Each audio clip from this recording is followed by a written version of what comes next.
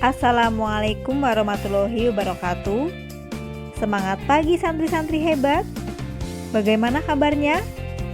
Saya harap kalian dalam keadaan sehat ya. Jangan lupa di tengah pandemi ini kita tetap berjaga jarak, rajin mencuci tangan, dan menggunakan masker ketika bepergian. Hari ini berjumpa lagi dengan saya, Renita Rizky Amelia, dalam mata pelajaran Bahasa Indonesia. Sebelum memulai pelajaran, marilah kita membaca basmalah bersama.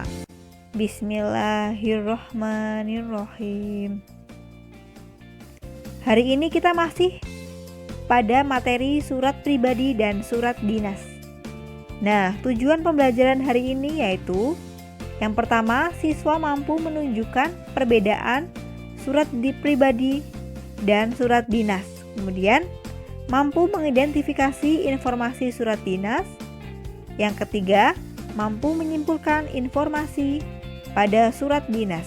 Jadi, hari ini kita akan belajar tentang perbedaan surat pribadi dan surat dinas, kemudian mengidentifikasi informasi surat dinas dan menyimpulkan informasi surat dinas. Pertemuan sebelumnya, kalian telah belajar menulis surat pribadi untuk musyrifah dan untuk wali kelas. Bagaimana? Apakah mudah menulis surat pribadi? Coba perhatikan surat berikut ini.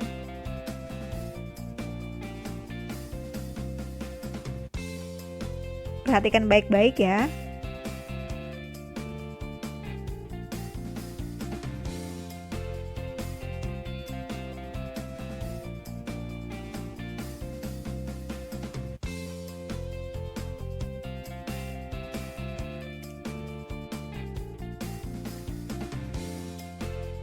Nah, setelah diperhatikan, kira-kira surat tersebut masuk dalam jenis surat apa? Ada yang mengetahui? Yaitu surat dinas. Apa itu surat dinas? Surat dinas atau surat resmi adalah surat yang menyangkut persoalan-persoalan kedinasan.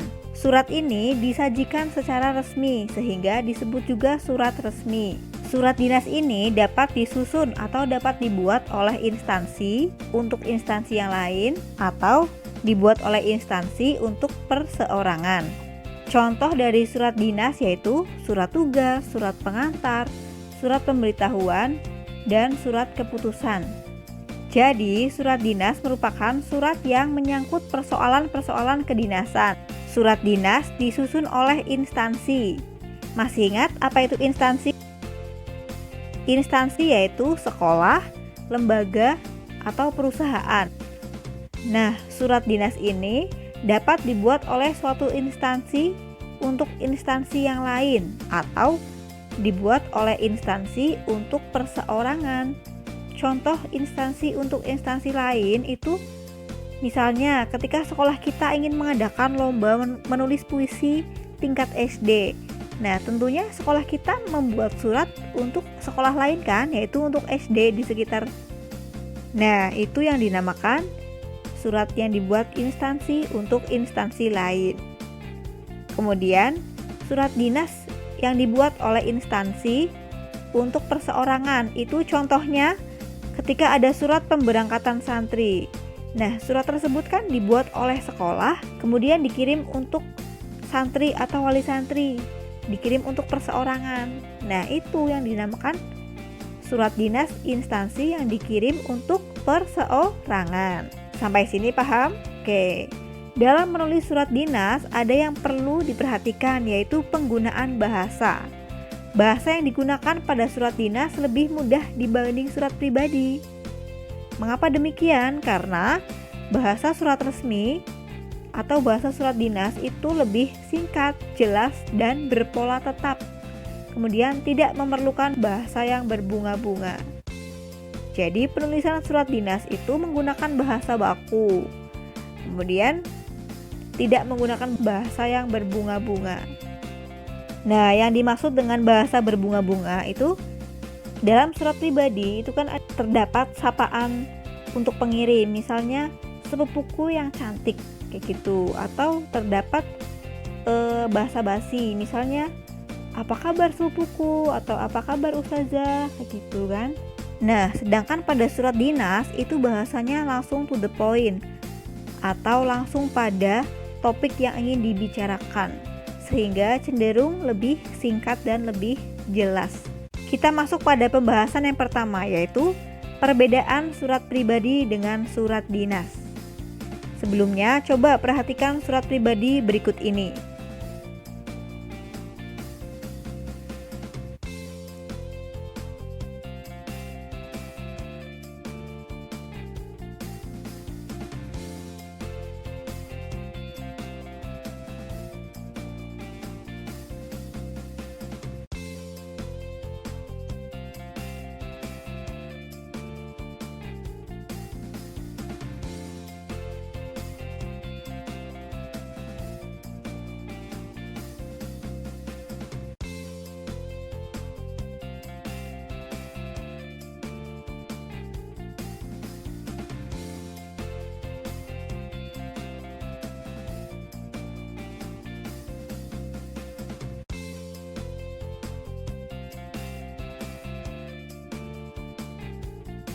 Nah, dari kedua surat tersebut, mari kita identifikasi bersama perbedaan dan persamaan surat pribadi dengan surat dinas.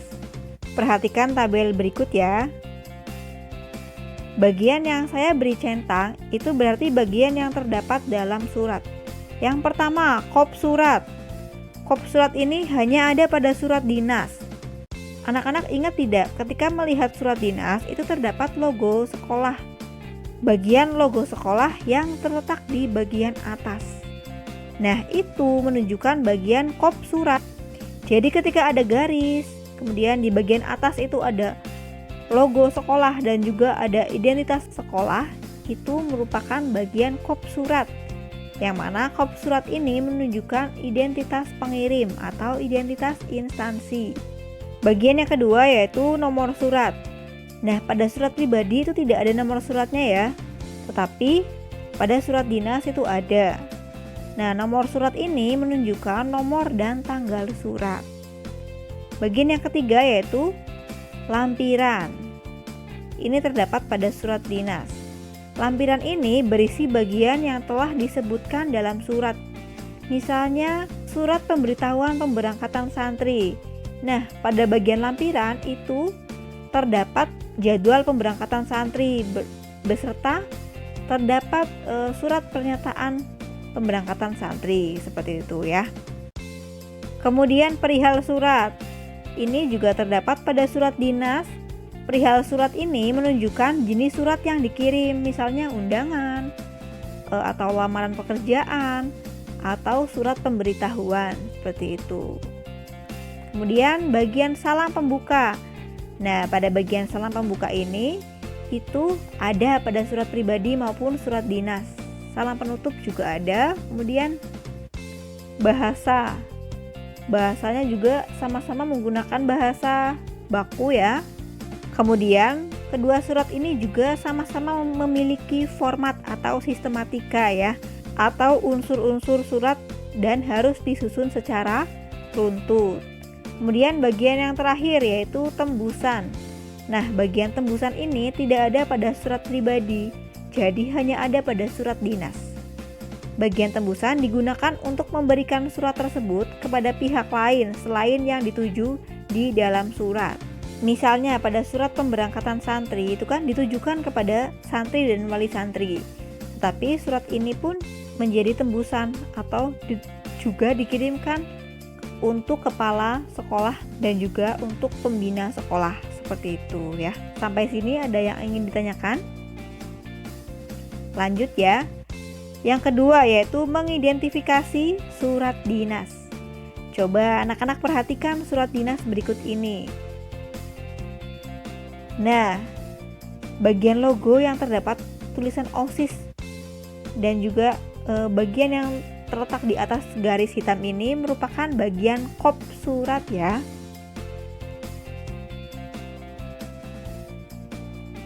Coba perhatikan, kira-kira seperti apa identifikasinya? Mari kita identifikasi bersama ya. Aspek yang pertama yaitu pengirim surat. Nah, bagaimana cara kita mengetahui siapa pengirimnya? Kita lihat pada bagian kop surat.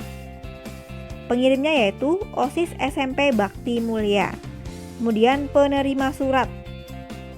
Penerima surat ini bisa kita lihat pada bagian yang bertuliskan YTH atau yang terhormat. Jadi, penerima surat yaitu siswa kelas 7, 8, 9 SMP Bakti Mulia. Kemudian tempat dan tanggal surat. Nah, tempat dan tanggal surat ini biasanya terletak di bagian kanan atas, yaitu Jakarta 14 Oktober 2020. Kemudian alamat pengirim itu juga sama, terletak di bagian kop surat. Kemudian alamat pengirim itu letaknya juga sama dengan pengirim surat, yaitu di bagian kop surat.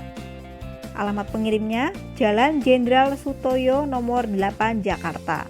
Kemudian alamat penerima biasanya terletak di bawah kata YTH atau yang terhormat, yaitu di Jakarta. Kemudian tujuan dibuatnya surat. Nah, tujuan dibuatnya surat ini yaitu pengumuman pengadaan lomba menulis puisi tema Hari Guru. Seperti itu ya bentuk identifikasi informasi surat dinas. Kita lanjut poin yang ketiga, yaitu menyimpulkan surat dinas. Berdasarkan informasi yang telah diidentifikasi sesuai aspek-aspek surat pada slide sebelumnya, sekarang coba kita simpulkan bersama ya. Jadi hasil identifikasi ini kita gunakan untuk menyusun sebuah simpulan. Bagaimana simpulannya? Yaitu surat tersebut dikirim oleh SMP Bakti Mulia Jakarta yang beralamat di Jalan Jenderal Sutoyo nomor 8 Jakarta kepada siswa kelas 7, 8, dan 9 yang berada di Jakarta pada tanggal 14 Oktober 2020 dengan tujuan untuk memberikan pengumuman pengadaan lomba menulis puisi tema Hari Guru. Sampai sini paham? Nah, jadi dari hasil identifikasi pada slide sebelumnya, kita dapat menyusun sebuah simpulan. Seperti itu materi hari ini ya. Oke, kita lanjut, yaitu berlatih mengidentifikasi surat dinas. Coba perhatikan surat dinas berikut ini ya.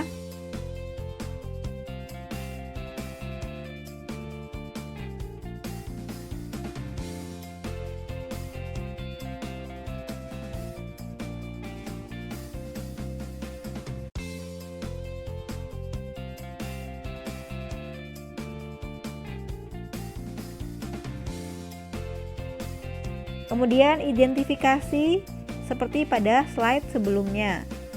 Silakan diidentifikasi.